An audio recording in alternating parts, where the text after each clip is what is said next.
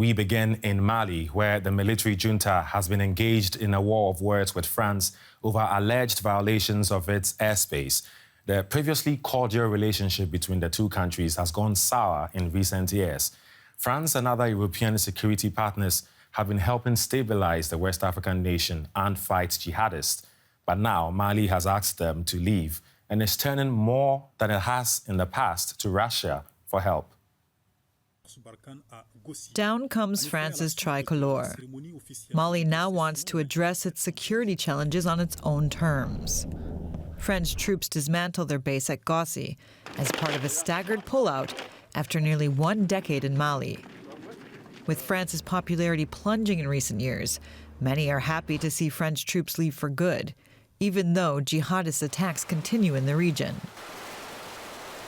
In hunting down Islamic extremists, Mali's army has been accused of carrying out abuses against civilians. And now the decision of the military junta to work with the private and controversial Russian military contractor, the Wagner Group, is stirring trouble internationally. France released video footage that it says shows Russian mercenaries burying corpses after a massacre in the village of Moura in central Mali. France says it published the video to defend itself from Russian disinformation. Mali's army, in turn, accuses France of violating Malian airspace to capture the images. Faced with this umpteenth provocation by the French forces, who were ordered to leave Mali after February 18th, the government of the Republic of Mali, while taking international opinion into account, condemns this attitude of the French authorities and urges them to respect the sovereignty of Mali. With the French now leaving and Malians taking over the driving seat and building new alliances, the road to stability for Mali has yet to be paved. With me now in the studio is DW's Tommy Oladepo, an expert on security issues in Africa. Hello, Tommy. So we know the relationship between Mali and France has soured. How did we get here? Well, this is not a relationship that crumbled overnight. Things had been going downhill for a while now. If you go beyond the current military government to the previous government, there had been disagreements with France over how some of the methods of tackling this insurgency. The previous government even suggested dialogue with the jihadis, something that France said was an absolute no-no.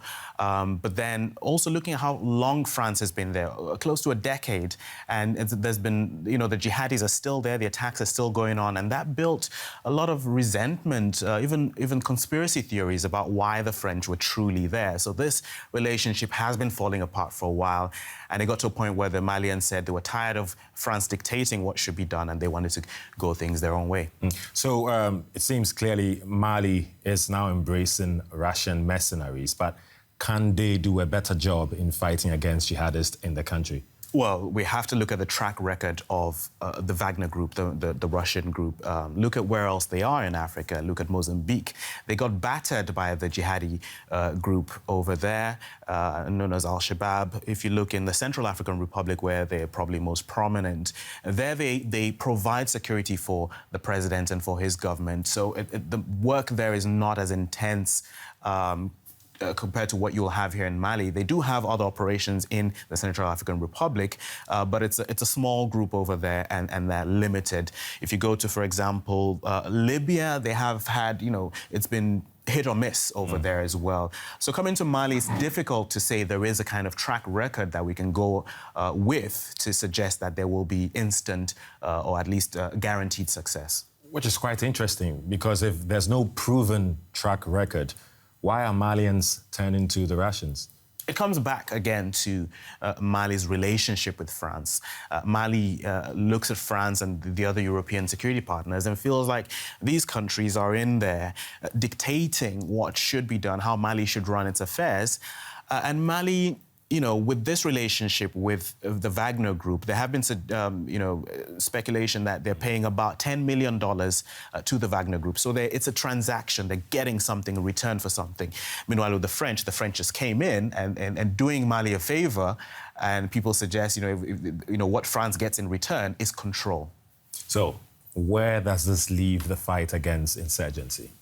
Well, we have to see where it goes with the Wagner Group and with France. We, of course, looking at this massacre that we talked about in the piece, and see where that goes relating to the relationship between the general public and the Malian government and their Russian partners. But then this insurgency is not limited to Mali alone. There's Burkina Faso, there's Niger as well. In Niger in particular, Niger has welcomed the French in, so they will still be operating there. The US is operating there. So this is quite a big operation altogether, fighting jihadis across the Sahel. So it's not limited to Mali, even though Mali does play a significant role. So we'll still have to wait and see where this goes, but it's far from over. Far from over. Tommy Oladipo, thanks for the insights.